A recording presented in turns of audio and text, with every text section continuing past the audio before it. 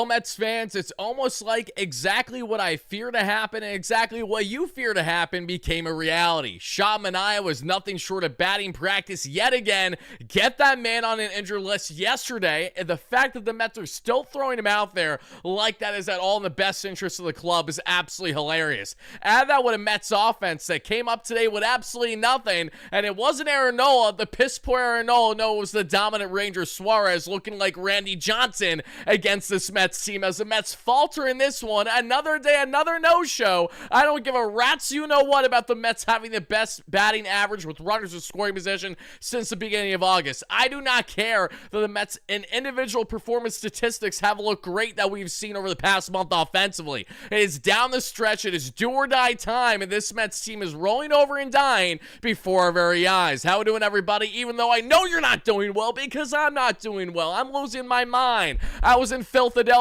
witnessing that shit show in person. Pardon my French, but I gotta say it. To see them lose 1-0. Fast forward a day later, it's a 9-3 defeat here to these Philadelphia Phillies. Harrison Bader is our father. He has a 577 batting average against us. Even with Juan Soto having his first career 30-for-30 season with 30 home runs and 30 stolen bags, it simply does not matter with how incompetent this Mets offense was yet again. And this one, Carlos Mendoza is driving me more insane by the second, sadly. I am hating the lineup configurations as of late. Jose Siri returns to this Mets team, and he has himself a double, has himself a horrendous strikeout, and also has himself a completely botched play in center field. So feast or famine, boom or bust is Jose Siri yet again. Mark Vientos cannot go a single game without being productive with the bat, and I love that about Swaggy V, but defensively he was costly, which led to a Kyle Schwarber bomb. But it's not just Justin Hageman's fault. It's not just Mark Vientos' fault. It's Carlos Mendoza thinking it was for even a second a smart idea to put Justin Hageman in a long relief in this ball game when the Mets were only down by 3. When there was still wiggle room, when there was still a chance to keep this game relatively close, that would simply falter not long after, as this Phillies team would gain an impressive lead at that point of at least 6, if not 5 runs there, and they go on again, win this one comfortably in the end by a final score of 9-3. The Mets having just 3 runs in their first 2 games in this batter's box is nothing short of absolutely piss poor pathetic as well. The Mets were shut out for the first time in nearly 5 years in Citizens Bank Park yesterday. Surely you guys didn't spend money the way that I did attending that ball game to witness that disaster class, but if you did, I'm sorry to hear that. Today, guys, in our latest post-game show presented by our amazing sponsors at SeatGeek that have you covered for all of your ticketing needs, make sure to utilize our promo code WARDY10. That way you too get 10% off your next ticket purchase. And as I always see, when the Mets are slumping the way that they are right now, do not bother spending a dime on this Mets team. Do yourself a favor, use it for NFL Sunday. If you're feeling optimistic as a Jets fan, if you're feeling somewhat optimistic, even though I know there's not a lot through week 1, and the Giants, maybe if Jackson Dart gets thrown out there sooner rather than later. If you want them for NFL tickets, sports tickets in general, concert show tickets, comedy show tickets, you name it, SeatGeek has you covered for all of your ticketing needs, as well as Mumu, the official trading platform of the New York Mets, but we'll talk about them later on. SeatGeek, WardyNYM, link down below. Check it out, everybody. I got to tell you, on a scale of 1 to 10 of my frustration, I'm at a 7. And the reason why I'm not at an 8 or not at a 9 is because this was expected. I wholeheartedly expected the Mets to have another disaster class of a ball game today. There wasn't for a single second that I went into this matchup between Manaea and Ranger Suarez that rationally thought to myself as a Mets fan, oh yeah, the Mets are going to go out and win this ball game. No, not even for a second. When I looked at the lineup, when I look at the struggles with this team as of late, when I look at this Mets team's incompetence on the road, they are now 10 games below 500 on the road. It doesn't matter if they're going to play the Chicago White Sox in Southside or if they're going to go ahead and play the LA Dodgers in LA. This Mets team on the road is just too fickle. You have no clue what you're getting, and somehow, some way, I attended one of the few Mets big victories on the road this year, which was in LA somehow, some way. I'm 0-2 on the road in Philadelphia this season. I don't have a great record at Citi Field, and I was beating myself up for it for a while, thinking, you know what, maybe I'm the problem, Wardy. Maybe the Mets just can't win anytime I show up. But you know what? I have winning records from seasons past. What about this year is different? What is about this year that's different? different is that there is no, again, aura, there is no true identity with this baseball team. Nothing has been in unison for a long period of time. So miss me with the nonsense and your pettiness, Eric Chavez. Go out on X and go out on Instagram saying, oh, I'm not hearing the statisticians talk about the stats today as you win big offensively. Well, listen, we're going to call you out now, Eric, because this has been the majority of the season. Last time I checked, a 3-week sample size doesn't take away a pretty much season-long sample size of 4 to 5 months. So you tell me, Mr. Chavez, you tell me, Mr. Jeremy Barnes, and you tell me, everybody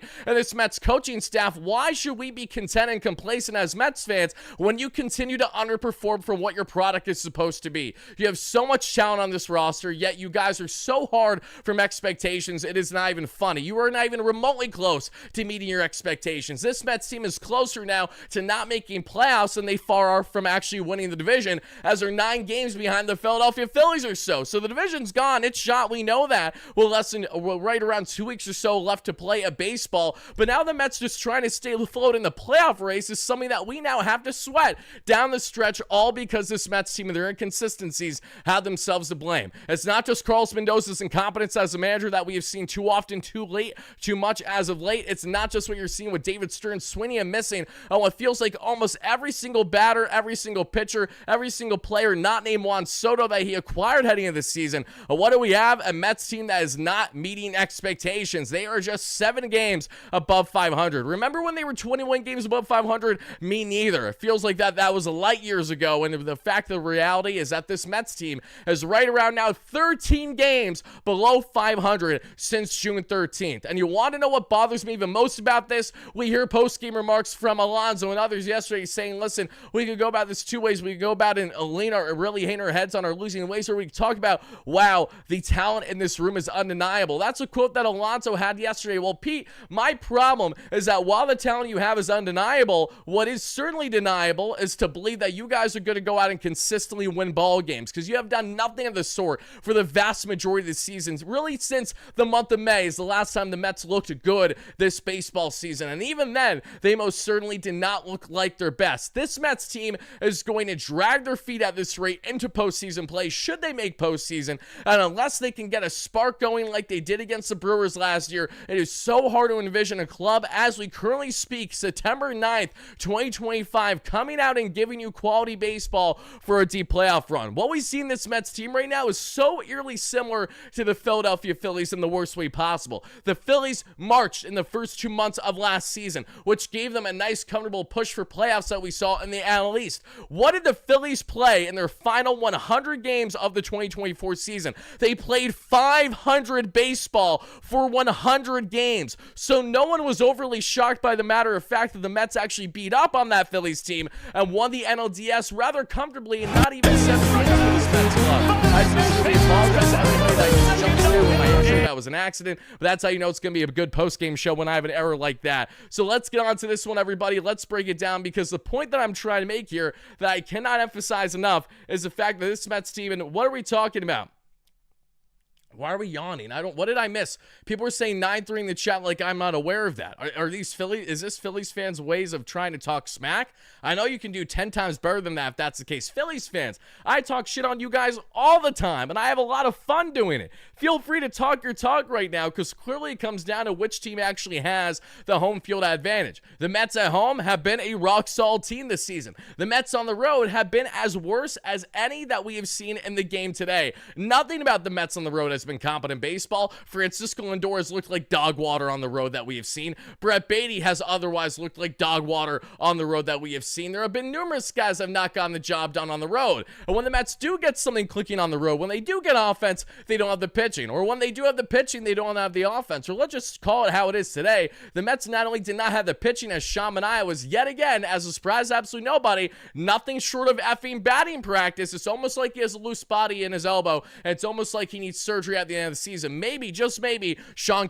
should get that surgery now. Justin Hageman eats the final innings of the ballgame, which we fully expected, that we broke down in my playback live stream that I joined Draftneck Mark's channel with, one of my guys, Stark Raven Sports Mike, as well as there, and Jake Brown, that you guys know plenty here in the community. So that's what we got on the pitching end. On the offensive end for this Mets team, what do you get? Oh yeah, you get a whole lot of nothing is what you get. I don't care that Juan Soto got his 30 for 30 there in the 9th inning. It means fickle. It means nothing. It is literally nothing at this point in the year. We can care less about anything of the personal accolades as long as this team continues to roll over and die the way that they have been. Starling Marte had himself a single to end the ball game, but he was dreadful with double play balls, looking horrendous, had that stupid pop out off the bench because he should have never been brought in for Brett Beatty, but many did not like the lefty-lefty matchup. Goes with an ice-cold Marte, who hasn't hit a baseball, feels like, in at least 2 weeks now. I know he had his single today. I don't care. Marte has not looked good as of late whatsoever. This entire Mets offense, little to nothing to show there. Listen, they all might have one singular hit, but when you have one hit in the ball game, when you have 3 runs a show, when you have now dropped 4 consecutive effing ball games after losing 1-0 this past day, after getting shut down for just 1 or 2 runs that we saw against the Reds in the series finale, after getting shut down that we saw by Brady effing Singer across north of 7 innings, you have nothing to talk about when it comes to the cockiness, Mr. effing, not Carlos Mendoza, but Eric Chavez and any other schmuck out there that thinks a small sample size gets in the way of the reality, which is that has been this Mets team playing piss poor baseball for the majority of the season. Let's call it how it is. I love this team, no matter what. I will always love this team, but they are so clearly flawed, and every single time you think they're gonna finally start to dig themselves out of this rut of what has been a continued mess going back to the beginning of June, they continue to one-up themselves and their incompetence. They continue to one-up themselves and their ability to prove you wrong that no, the bar can continue to get lower than what it has previously been. The bar is now at the point where playoffs, 48 hours ago, the Mets had a 98% chance of making playoffs or so. Now they have an under 70% chance of making playoffs. And who knows what's going to happen as the days move forward as we again look at the wild card standings. Just 2.5 games up right now in the San Francisco Giants, just 3.5 on the Cincinnati Reds. Drew Gilbert is going to hit that Giant team past this Mets team at this moment, and I'm going to lose my effing mind should that become a reality. 11, thank you so much for the $5 holla. They were behind on pitches all night on 90 to 92 mile per hour fastballs.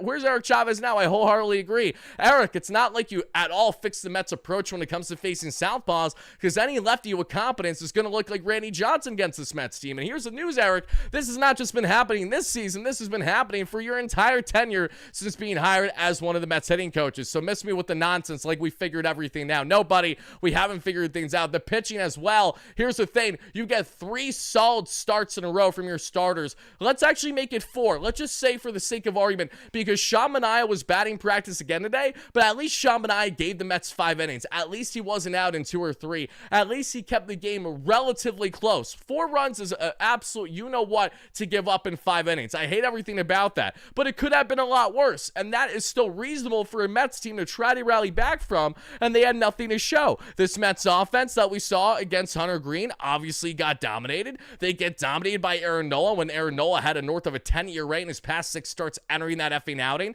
When you look at how all the unravelment started, Brady Singer with his 4-year, like, just stop. Just stop it. You're so incompetent. You make me want to scream my effing head off on a nightly basis and wake up my kid and everybody in my house. You know how bad that is? You know how frustrating that is to say as a fan? Yeah, I feel that way almost every single night with this Mets team. I know you're probably saying to yourself, Tyler, Wardy, calm down. It doesn't matter anymore. The Mets are out of the playoff, but they're not. Here's the thing. They're going to scuffle, and they're going to win, and they're going to lose. They're going to be snip, snap, up, down, up, down, up, down, all the way until the very end of the season. That is exactly what we are going to get. And the Mets are probably still going to make playoffs in that kind of fashion. They may lose a playoff spot and then give us fool's gold and then get back in it. Then maybe they'll do something come postseason play. But right now, what has been the story basically this entire season is that there is just nothing to clean on to say, oh yeah, we should be confident as fans. The only thing we're confident about is the Mets not winning a ball game after losing heading into the 8th inning, and most certainly in the 9th. The Mets are now 0 for 60 this season, entering that final game, mind you. And oh my, are you kidding me? Carlos Mendoza said the Mets are not considering a role change at this time for Sean Manaea. I think that's a complete mistake, and we are going to see Sean Manaea get rocked yet again in his next start. And I don't hate Sean. This is nothing personal against him, but can we call it how we see it? He's looked horrendous every single start. I don't care that he got out of that 5th inning unscathed. That means nothing to me. What I care about is the 4 runs he gave up thanks to multiple meatballs that led to home runs in this batter's park against the Philadelphia Phillies. Like, there were just so many obvious signs as to why Manaea was not looking like a great option heading into this matchup today, and lo and behold, he was exactly that, not a great option. And I can't fault Mendy too much, just in the sense that we don't really have many other options of pitchers left. We already called up Brandon Sproat. Kodai Singh is trying to get something going as he's working the minor leagues, but the Mets don't have an immediate option. But okay, then go to a 5-man rotation. Who gives a shit at this point? Seriously.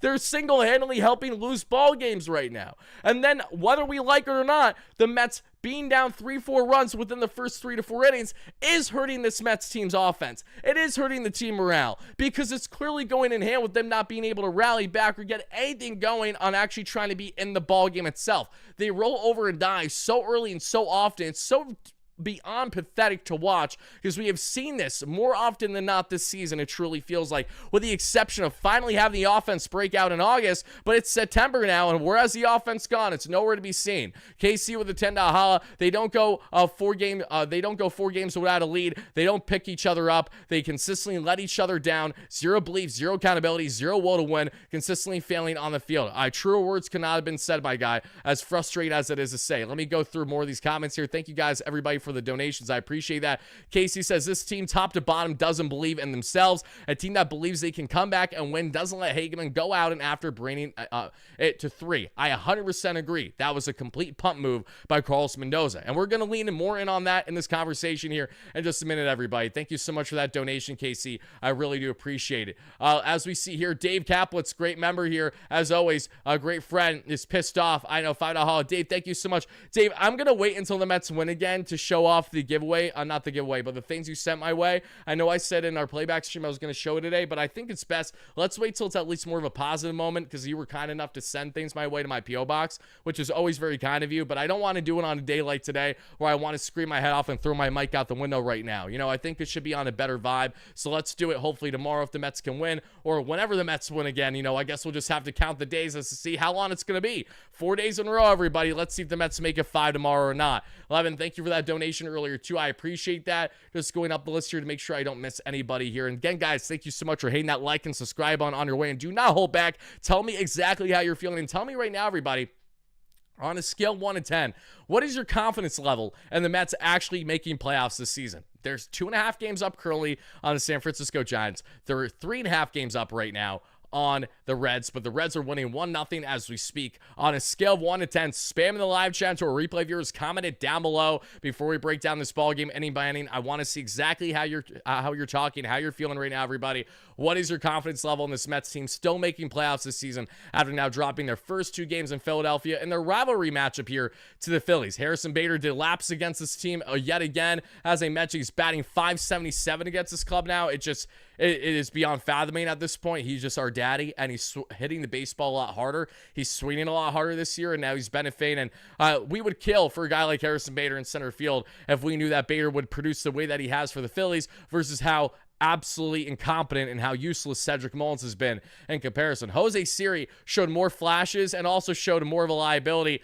in the outfield than Mullins. However, has shown already more offensive flashes than Mullins has given us in a month or so sample size. So Jose Siri, he's an electric factory. I love him, but I know fans are going to hate him at the same time. We're going to break down Jose. We're going to break down this ball game, everybody. Continue spamming the live chat on a scale of 1 to 10, your confidence level, and the Mets cracking playoffs or not, everybody. But before we break down this ball game, let's get into a quick word from our amazing sponsor at Moomoo, the official trading platform of the New York Mets. Because if you guys sign up with Moomoo, everybody, with my link down below in the description, email me, and my email that's down below as well. That is drawt7@protonmail.com. Send me proof that you guys had signed up with Moomoo and deposited at least $1 into your account. And I will automatically enter you into a raffle for a Mets merch giveaway that we're doing approximately a week from now. So be on the lookout for that, everybody. But lo and behold, let's hear from a quick word from our awesome friends again at Moomoo, and then let's break down this ball game.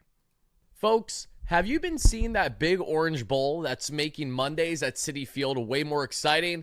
I'm talking about our amazing sponsor on the platform at Moomoo. As the #1 Mets channel on YouTube, I absolutely love to break down stats, analysis, really getting into the nitty-gritty numbers, and that is why I love so much Moomoo, because they do exactly that with that same analytical approach when it comes to investing. It's a trading platform with professional grade tools and premium research that other companies usually charge a pretty hefty price for, all come for free when you sign up as a customer with Moomoo. But folks, that's just the tip of the iceberg. And thanks to Moomoo's partnership with our beloved New York Metropolitans, all Moomoo customers can get free tickets to any and every Mets home game on a Monday throughout the course of the season. That's right, folks. Free baseball all season long for the greatest fan base in sports. Not to mention Moomoo Millions. If the Mets pull off 100 wins this season, one lucky Moomoo customer is going to come out winning $1 million.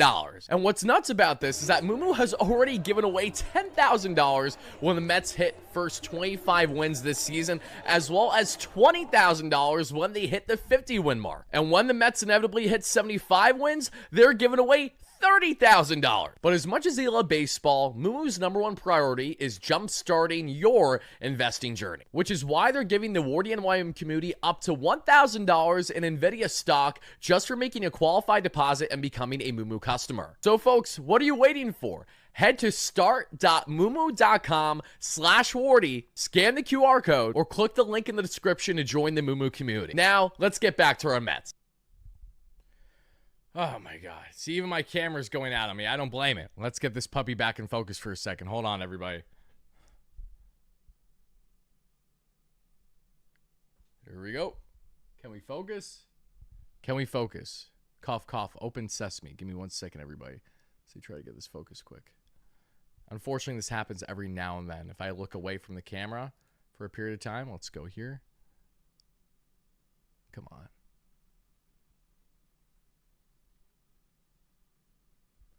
Come on, you're getting Wardy ASMR in real time, so I apologize about that. But let's see if we can get this. Come on.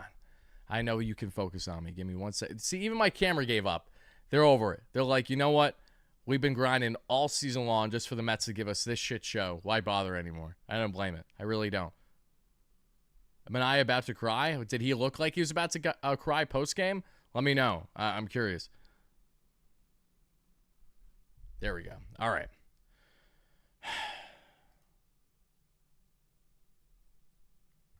Look at this. Desgraciado is what I see. Look at this. Look at this. It's more of the same. It's more of the same. They use Vitamin in the promo. Hope I'm not a jinx. Oh, I hope you're not a jinx either, Broken Jester. I guess we'll see, my guy. I guess we'll see. That's awesome that you got used in the promo, though. That's very cool.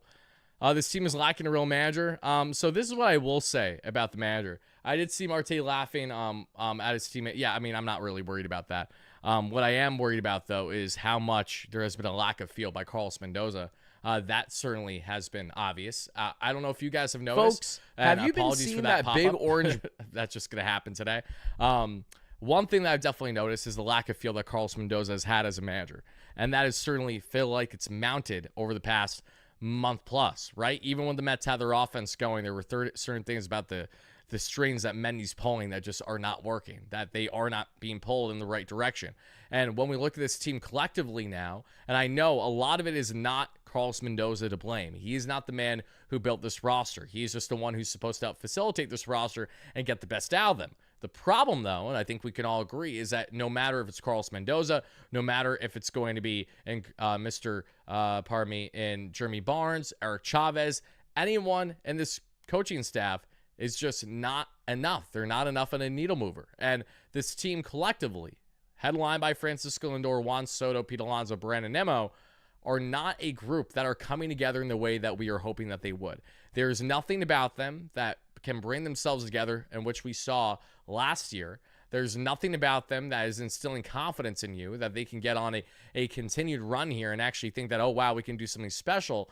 And I think part of this is not only how much of a gauntlet this road trip is, which is what I was really fearful of heading into this gauntlet of a road trip, because when you have north of 10 games on the road, it's easier said than done to win series consistently, especially when you're playing a massive series, mind you. These are series where the implications, again, could dictate the Mets making playoffs or not. You take 2 out of 3 against the Detroit Tigers in Detroit somehow, and you do that rather comfortably. And then you also go ahead and lose 2 out of 3 in Cincy against a Reds team that's nipping on the heels for you right now in the wild card. Now you drop your first 2 in Philly. You will be lucky if you're the Mets to win at least one effing game in Philadelphia before you leave here. There's a reality that the Mets get swept in 4 games. And then if that happens, the Mets are probably going to be tied for that final wildcard spot, or close to. As we know, the Giants, again, are just 2.5 games out. The Giants continue to win. If the Mets continue to lose, I have zero confidence in this team's ability to actually get out of their rut, especially without their young starters, because they've looked horrendous with their veterans as of late that we know, whether it's David Peterson, whether it's Manaea, whether it'll be Clay Holmes more often than not. It feels like even though he's just a 5-and-die pitcher, he's not horrendous, just not great either. Whoever the case may be, starter-wise as a veteran, Kodai Senga up until he got sent down, it's been the same story. The Mets have lost those ball games.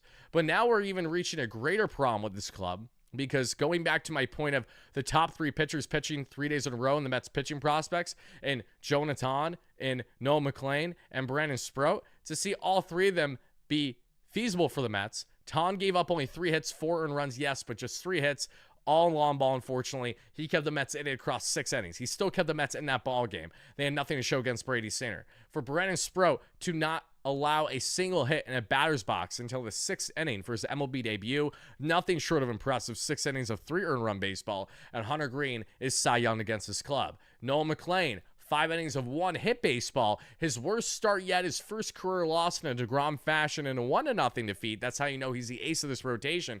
But even then, even with McLean having his worst start, he was still arguably the best starting option that this Mets team could possibly ask for right now. What was the commonality in all 3 of those games in which the Mets got solid pitching, a collective just under 3 earned run per game from those starters, is that the Mets offense did not show up. So the offense is not going to show up even on days where we're getting some type of competency from our starting staff and the young rookie right-handers. What makes us think that things are ever going to get better before they continue to get worse for the club? If they're not winning when you're actually having quality starting pitching, if you're not winning when you obviously aren't getting starting pitching, when are you going to start winning consistently? I would really love to know when the Mets could win back-to-back series comfortably and then actually find themselves winning, I don't know, a 6 out of 10 game stretch, something close along those lines, 7 out of 10. I don't see a chance that it happens at all with 16, 17 games left this season. No longer are the times of, oh, the Mets can get on a heater for this stretch. No, the Mets don't have another stretch. Their next stretch is this stretch. It is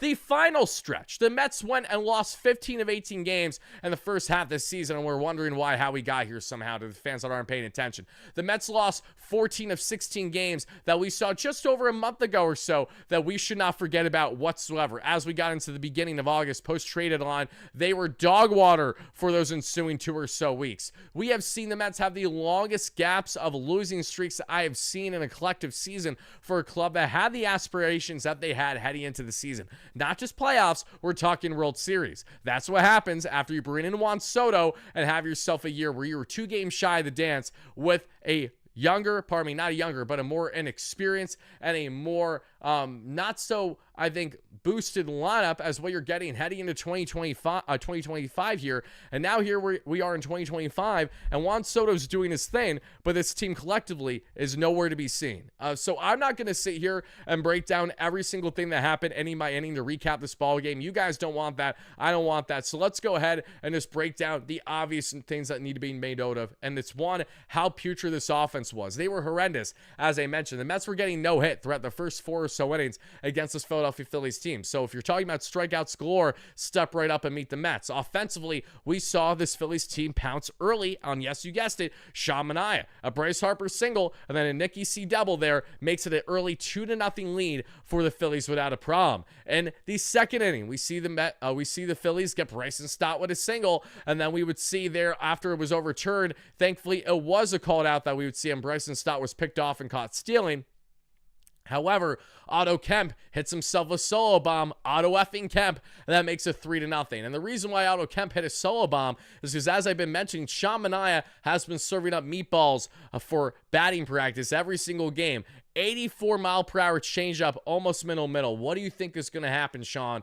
That is what's going to happen. After that home run, Harrison Bader, who again has been the father of the Mets this season, fitting that after the Mets drop Harrison Bader, when, mind you, it's Harrison's fault why the Mets didn't bring Harrison Bader back. It's because, one, he underperformed heavily in the second half last year. Tyrone Taylor bested him for that outfielder role, and that's why he barely got play in the final remaining weeks heading to postseason play. Bader did not perform well. He has himself to blame. But now, a man with a vengeance this year torched the Mets when he was with the Twins, torching them now as a Philadelphia Philly as he smoked a sweeper upstairs, a hanging sweeper, a horrendous sweeper by Sean Manaea for an easy home run there for Harrison Bader. His 16th of the season makes it a 4-0 ball game just in the first 2 innings alone. I'm saying to myself, oh my God, is this going to be a David Pearson 2 starts ago where he gives up 8 earned across 2 innings? Like, just how bad are we going to look here for Sean Manaea?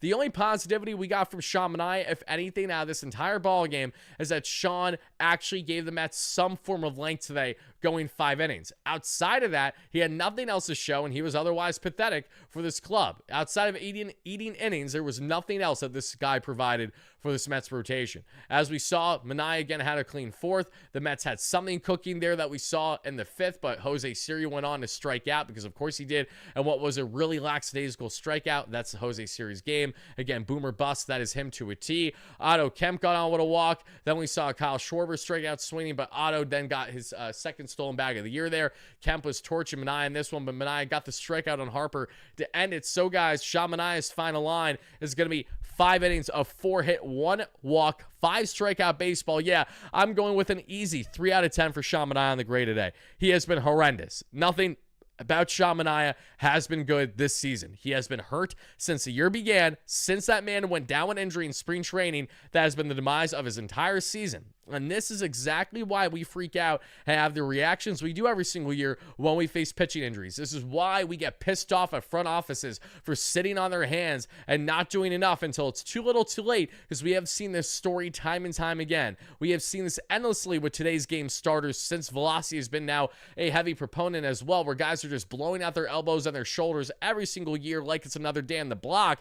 And Sean Manaea has been looking horrendous since being shut down with the oblique, then having the setback, and then ramping up again, and then eventually returning, and then when returning to find out he has a loose body in his elbow. It's just one thing after another for the veteran southpaw, who the Mets still have committed for the next 2 seasons. So in similarity to Frankie Montas, this is another contract that, at least at the surface, while Sean was great last year, at the surface right now is aging like nothing else than milk. It is horrendous. It smells nasty. It's rancid. And that is, unfortunately, this Mets rotation outside the kids and Brandon Sproat, Jonas Hahn, and Noah McLean. On the offensive end, let's get into that, everybody. And on Hinge, thank you so much for the donation. Love you, Pat. Hey, Warden, how you doing, Pat? I know you're doing better than me right now because my Mets make me just want to jump off the roof at the moment. We're not feeling too great. Again, it's not the end of the world. I know I'm not actually going to jump off the roof, and I implore you guys not to, because you should not do such a thing over a baseball team. They're not worth it. There could be various other things that you might say have a better argument for, but not the Mets. Don't do it to yourself. They're always going to cause consistent pain. We know this as fans. We sign up for this. We don't willingly sign up for this. It's kind of like making a deal with the you-know-what in the bad way, but this is just what we get when we grow up Mets fans, when you're from the area or you have family that passes down the fandom like myself.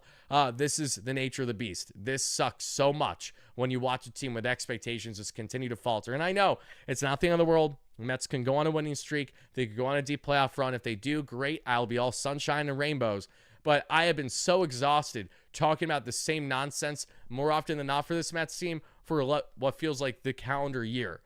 We can all agree the majority of the season, this Mets team has played more bad baseball than good baseball. Regardless of them having a winning record, they won a lot of games that they should not have won this year, especially with the pitching carrying them and, superseding the initial expectation. The fact that the Mets are at least 13 games below 500 since June 13th is telling you just how bad things have been. Geez, Giants already up 3-0. Exactly. The Giants are going to be within 2 games of the Mets after their victory tonight, should they secure it. Why? Because they're on a heater right now, and they're playing good baseball. They're playing loose baseball. They're playing fun baseball, something that the Mets don't know how to do if it smacked them across the face, especially on the road right now. Now, as we continued on our breakdown here, everybody, we saw Mark Vientos make some really nice web gems, including a great stop on Nicky C that we saw, in the 6th inning. But, unfortunately, he also had a costly play. But before that costly play by by Vientos, he did smoke a home run off of Dave Robertson. Because if there's one thing we know about Mark Vientos, this man is the father of Philadelphia, no matter the circumstance. He has been doing this since last season, as we know, especially in the NLDS. He had big bombs in Philadelphia in that game 2 defeat there for the Mets, but still great moments for sure. Vientos smokes his 17th home run this season, now has 10 home runs in his past 22 games, 110 off the bat. He pulled that bad boy, and that was because it was literally a middle slider, 84 miles per hour. Serving up meatballs was not just Mr. Sean Manaea today. David Robertson had something to say about that too. Love D-Rob, but I'm happy he got cooked there. We saw Vientos smack the home run to put the Mets within 3 runs in this ball game, and in turn, what do we see? We see Justin Hageman stay in this ball game. It's not like the Mets have, a quality lefty that could go out for a second consecutive day to face Kyle Schwarber, to face Bryce Harper, to get hopefully another quick outs the way they did 2 pitches, 2 outs against those lefty batters yesterday. No, let's keep Justin Hageman in the ball game when it's a 3-run deficit, because that is a smart decision. Carlos Mendoza, if you're going to punt, at least wave the white flag and show the actual air so we can see on SNY before we have to find out the hard way, the way that we saw Hageman become batting practice. And it wasn't just Hageman becoming batting practice, as it was also Bryson Stott legging down a single down first base that should not have happened, but Mark Vientos just could not make the throw to save his life. I don't know what happened there for Mark, but that was the early disaster in this inning, because that is what paved the way for then Harrison Bader getting on with a single. So there's 2 on, less than 2 out. And then Kyle Schwarber does, yes, you guessed it, a 3-1 breaking ball right down the middle. It's a hater, and it's high, it's far, it's out of here. And Kyle Schwarber trying to secure the the NL MVP this year, just smacked his 50th home run of the season. Big hack for Schwarber. That makes it 7-1. I wasn't even, at that point, I can't even say I was pissed. I was just so gutted because how disappointed I am. I did not feel good at all about Hageman starting that inning after the Mets made it a 3-run ball game. I know 3 runs is not 2 runs. I understand that 3 runs is not 1 run. But what I also know is that 3 runs is closer to coming back than 4 runs. The same way that 4 runs is closer than 5. You catch my drift? It was idiotic by Carlos Mendoza to keep this man in the ball game, and he could say whatever he wants about trying to save the bullpen. Miss me with that nonsense. It's do or die territory time. You have to throw out guys for 2 or even 3 days even. This is now the time to do it. You have to get more in that playoff mentality. If you don't, you're not going to make playoffs. And newsflash, everybody, the Mets are getting closer and closer to doing exactly that. Casey, thank you so much for the donation. You just say Mets can go on a winning streak when? Haven't won more than 3 in a row since July. That train has passed. Just win back-to-back series. That is how low our effing bar is, because you're 1,000% right, Casey. Thank you so much for the donation. I appreciate that. As we continue on from here, everybody, let's get into this, because Schwarber would get the bomb, Harper with the single, and that does it. Then we see in the 7th, Jose Siri just misses an opposite field home run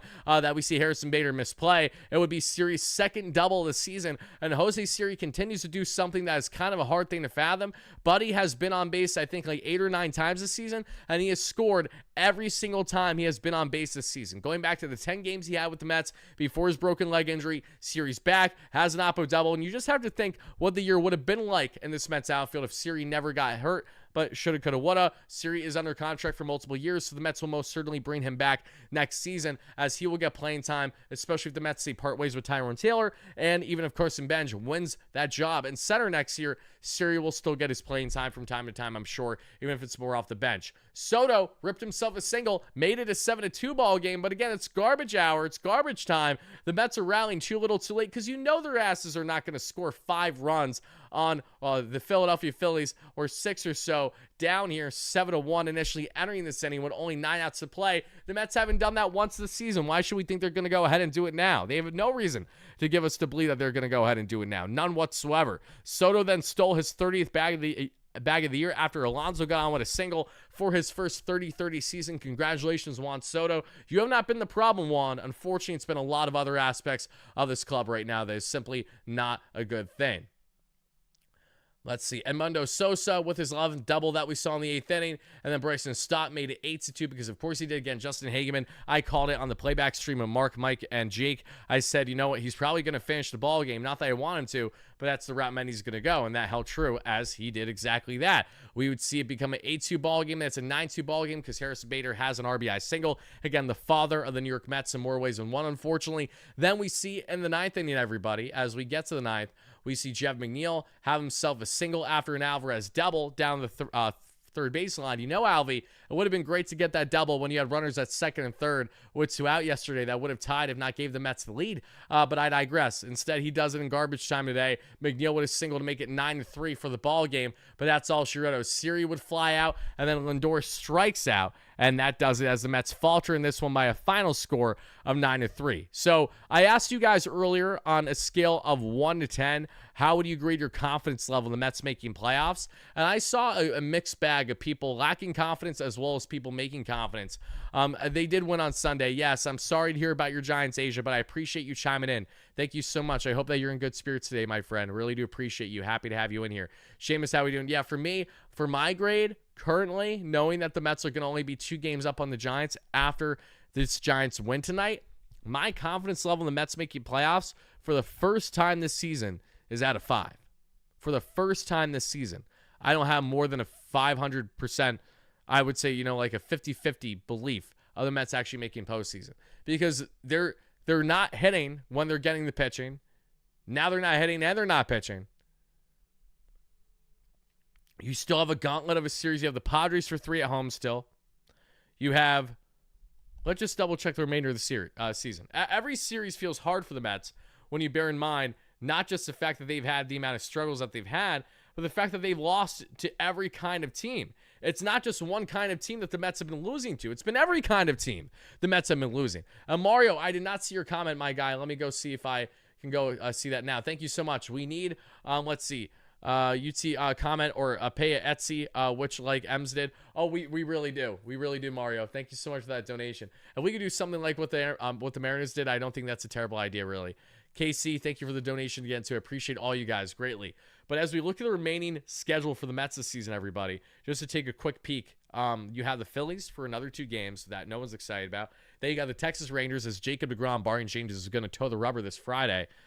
I'm not ready for that emotional roller coaster. Then you have an off day, and then you have San Diego for 3, Nats for 3, Cubs for 3, and Miami for 3. In theory, the Mets should be able to win at least half those series, if not 3 out of 4. But that's all in theory, because the reality is that the Mets may very well drop every single one of those series, and that wouldn't at all be surprising. I think what would genuinely be surprising at this point of the year is if the Mets go ahead and win more than 1 series in a row. I will be genuinely surprised if the Mets win back-to-back series. I can't remember the last time the Mets comfortably did that. I know that they've had their stretches of doing that this season, but again, it's been so fickle. Everything about this ball club has just left me with a greater headache with each passing day.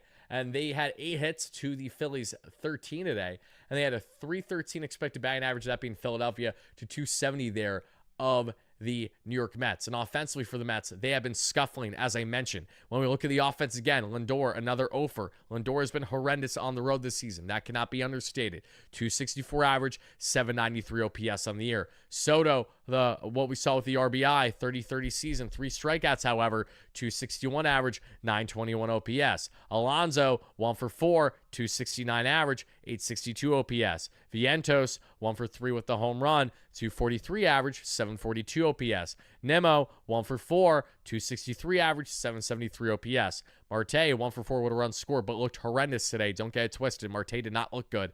.269 average, .755 OPS. Alvarez, 1 for 3 with the double, but that was in garbage time. .255 average, .758 OPS. Jeb McHits, 1 for 3, .263 average, .798 OPS. I'm still wishing McNeil had that hit and did not foul tip into the glove of JT yesterday facing Duran. That still pisses me off.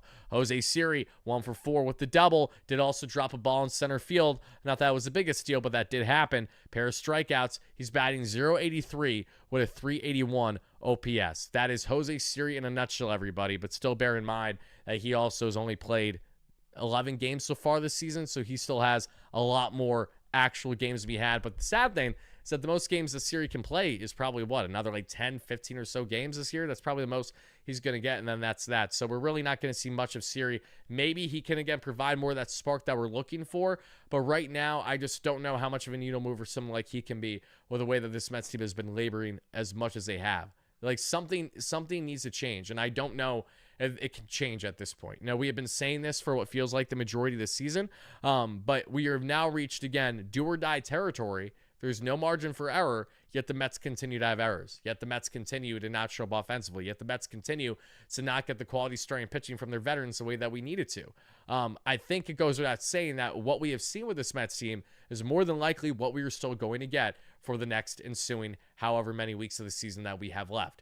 What they do from there, should they crack postseason play and actually do something in postseason, we'll have to see to believe it. We'll be ecstatic, but everyone moving forward, including myself and starting with myself, is just taking every day very cautiously optimistic. I'm not getting my hopes up at all. I'm expecting the Mets to lose until they prove me wrong and start to win. But my God, talk about fool's gold. Time and time and time again, that has been the story with this Mets team this year. To sweep the Philadelphia Phillies at home in a dominant fashion the way that you do, and then to lose 3 out of 4 against the Marlins is just utterly pathetic. It's the story of this Mets team. They don't know consistency. They got smacked left, right, and center across their face, and double the time that we see on Tuesdays like today.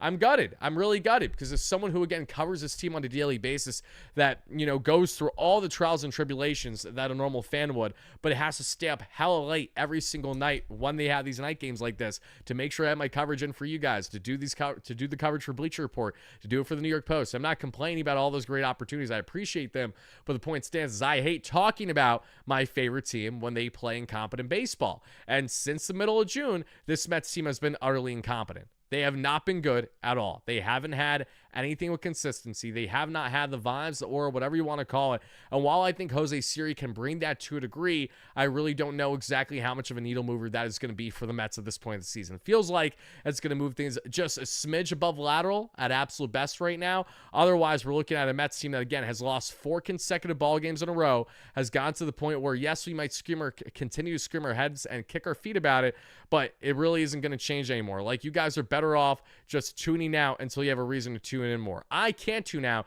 even if I wanted to because I cover this team for a living. That's the beauty and the curse about being a Mets fan and turning it into a profession.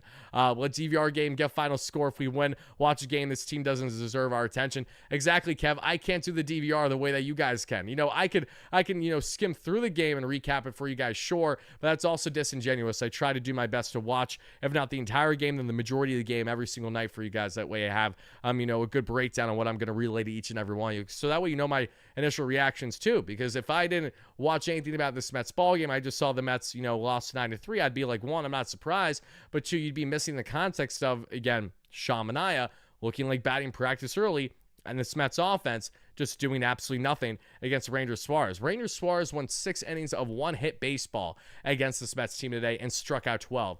It is the second time in 3 effing days, and I can't believe I'm saying this now, but it is the second time in 3 days that we have seen this Mets offense be struck out 12 times. Before 72 hours ago, the Mets hadn't been struck out by a starter 10 times or more once this season. This is how you know it's getting from bad to worse, everybody. They're literally reaching new lows on that front. The second time in 3 days you're struck out 12 times, and it's the only time this season that has happened, mind you. Disgusting.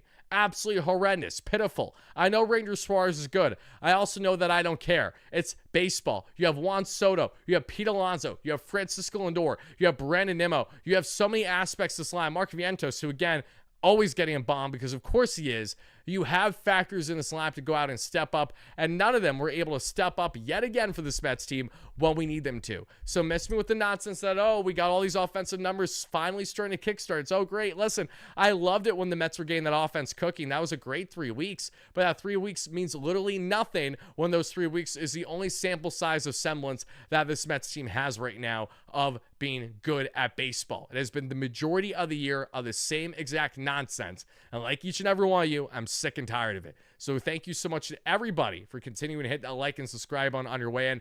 Help us get a north of 300 likes to all of our live and recurring viewers. We have north of 400 concurrent right now. It really does mean a lot, everybody. Thank you so much for continuing to smash those buttons. And listen, while the Mets have not been showing up for us, I most certainly will every single night for each and every one of you, which is why, everybody, you guys can make sure to subscribe. Help us get to 35,000 subscribers, because we're going to break down everything about this Mets team heading in the offseason, especially if they continue to scuffle the way that they have been. We're going to have to emphasize major changes will yet again need to be made for this Mets team. We're going to break it all down. But if you guys help us get to 35,000 subscribers, we're going to be giving away a jersey to one lucky subscriber on the platform, all for helping us get to that 35K milestone. So we're right around 300 or not even 300 subs away. Help us get to that. Thank you guys kindly for it. Once we hit that, a week from that point on, we'll be doing a jersey giveaway separate from the giveaway we're doing for anyone that signs up with Mumu, with the link down below. Shows me proof over email and sends proof of at least $1 that you deposited into your account. You'll automatically be entered into a separate Mets merch raffle. Chris, thank you for the kind words. I appreciate that. Let's see. The rest of the Phillies know what's up. Yeah, I mean, there's zero mojo, heck. Exactly. Zero mojo with this team whatsoever right now. And it's deflating. More than anything, it's deflating. But guys and gals, that is what I'm going to leave you with. I'm going to get out of here because I'm going to go do my recap video and not scream my head off, but feel like I want to scream my head off for my recap video for Bleacher Report, and then I got a quick turnaround tomorrow. So I'll see you all tomorrow for more Mets post-game coverage. If something significant happens regarding the Mets team earlier in the day, we will certainly talk about that. But otherwise, you will just get content from me again tomorrow post-game, barring changes as of now. Thank you guys all so much again for watching. I apologize that we're a little shorter with tonight's show, but I'm getting beyond fed up with this team if that wasn't obvious enough. And I got some things I got to take care of that are more important than talking about the same story time and time again with this Mets team. Thank you so much for hitting those buttons on your way out. Really do appreciate the support. Let me know once more your confidence level on a scale 1 to 10 on the Mets making playoffs this season in the live chat and to our replay viewers. And this is your guy Wardy signing out. See you guys soon. And as always, no matter what,